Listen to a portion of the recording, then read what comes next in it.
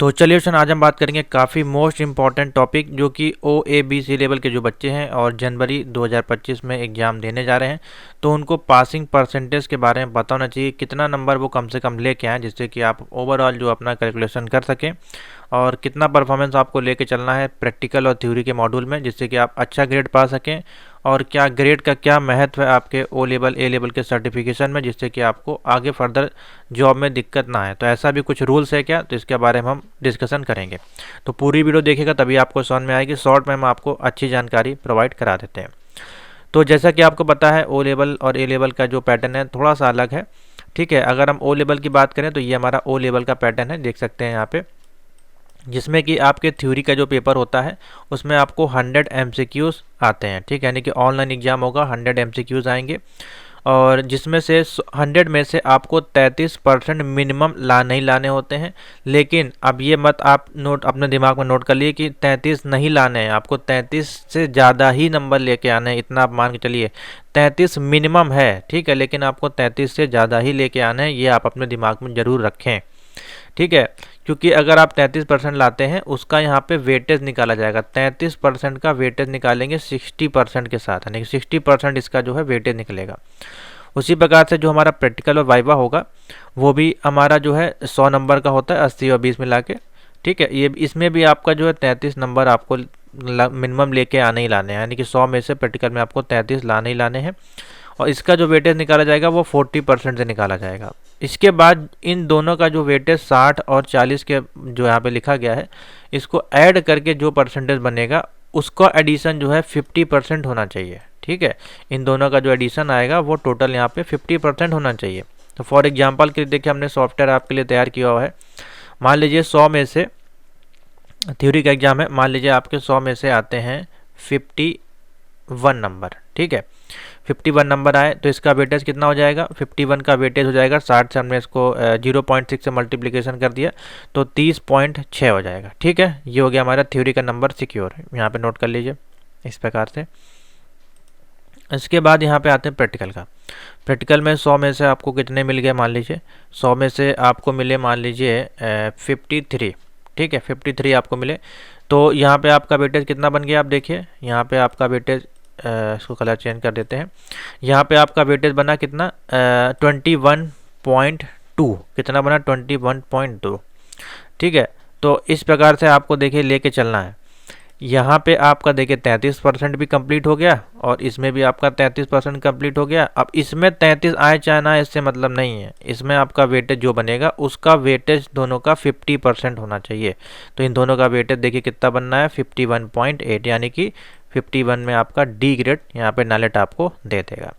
तो अब ये जो डी ग्रेड आया है आपका, ये एक सब्जेक्ट में आया है। ठीक है, ये एक मॉड्यूल का है, इसी प्रकार से आपके 4 पेपर होंगे। ठीक है, तो मान लीजिए किसी में डी है, किसी में बी है, किसी में ए है, तो वो ओवरऑल ग्रेड आपका निकाला जाता है। मान लीजिए ओवरऑल आपका सी ग्रेड बन गया, जैसे कि हम अभी आपको दिखाते हैं सर्टिफिकेशन के माध्यम से। जैसे मान लीजिए ये सर्टिफिकेशन है, तो देखिए इनको पहले बी मिला है, फिर बी है, फिर डी है, फिर डी, ओवरऑल इनका 59.10% दिखा रहा है और सी ग्रेड मिला है।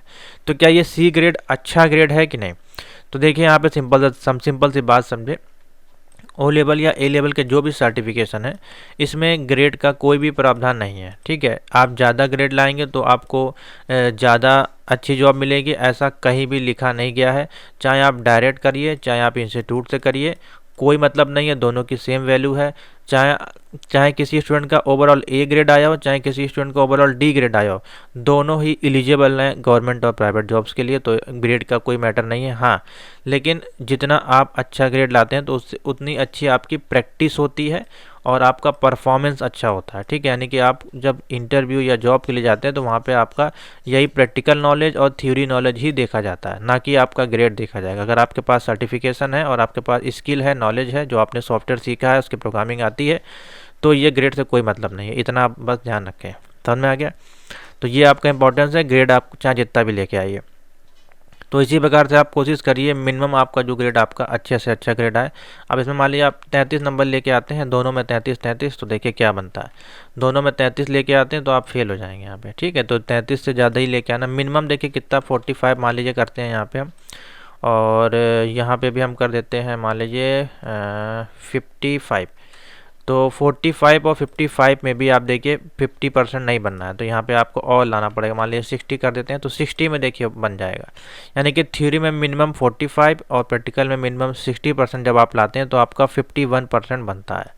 तो इतने नंबर आपको लाने ही लाने पड़ेंगे, ठीक है। 40 के ऊपर नंबर लाने ही पड़ेंगे। मान लीजिए इसमें कम हो जाते हैं, किसी एक में कम होगा तो किसी एक में आपको ज़्यादा करके तभी 50% बनेगा। इसीलिए 40 और 60 का रेशियो नालेट ने दिया है, ठीक है। समझ में आ गया। मान लीजिए अगर आपके 80 आ जाते हैं और यहाँ पे भी आपके 75 आ जाते हैं तो देखिए अच्छा खासा ए ग्रेड आपका बन जाता है 78% के साथ ए ग्रेड, ठीक है। ऐसे आपका कैलकुलेशन होगा। ये हो गया आपका ए लेवल का कैलकुलेशन। अब बात कर लेते हैं सॉरी ओ लेवल का कैलकुलेशन, ठीक है। और ए लेवल का बात करें तो ए लेवल का भी सेम यही पैटर्न है, बट आपका जो है थोड़ा सा पैटर्न यहाँ पे चेंज होगा। देखिए बाकी ये देखिए ग्रेड परसेंटेज यहाँ पे दिया गया है। 50 के नीचे जाएगा तो एफ हो जाएगा, 50 से 55 में डी हो जाएगा, 55 से 65 में सी, 65 से 75 में बी, और इसमें आपका ए हो जाएगा। 85 प्लस आते हैं तो एस ग्रेड हो जाएगा। एस ग्रेड आएगा तो भी कोई बेनिफिट नहीं है, चाहे डी ग्रेड आएगा तब भी कोई बेनिफिट नहीं, बस आपका हाँ परफॉर्मेंस अच्छा रहेगा, आपको नॉलेज होगी तो आप ज़रूर एस ग्रेड लेके आ पाएंगे, ठीक है। तो ये है सेम वही आपका क्राइटेरिया है ए लेवल में भी। अगर A1 से लेके आप A4 तक करते हैं, ये देखिए A1 से लेके A4 सेम ओ लेवल, ठीक है, सेम ओ लेवल जैसा है।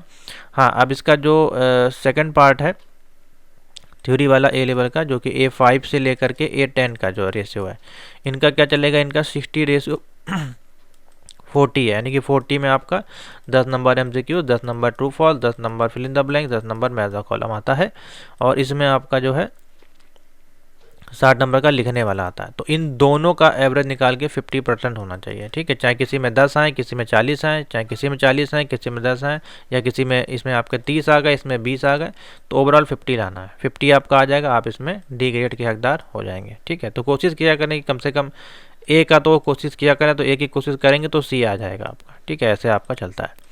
तो आशा करते हैं आपको समझ में आ गया होगा। वीडियो अच्छी लगी तो लाइक से जो कर दीजिएगा और फोकस करिएगा, अच्छे से अच्छे लाएँ नंबर। और क्लासेस के लिए जो लिंक है हमने प्लेलिस्ट यहाँ पे बना दी है, आप प्लेलिस्ट में जाकर देख सकते हैं।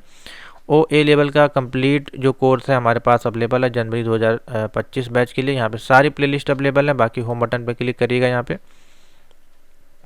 पे सारे जो लेटेस्ट लिंक है वो यहाँ पे अपडेट कर दिए गए हैं। ओ लेवल जनवरी 2025 MCQs, जनवरी 2025 प्रैक्टिकल वीडियोस, ठीक है। और ए लेवल के जितने ही मॉड्यूल्स हैं यहाँ पे सब अपलोड कर दिए गए। अभी आपको गेस्ट पेपर जो है प्रोवाइड किए जा रहे हैं।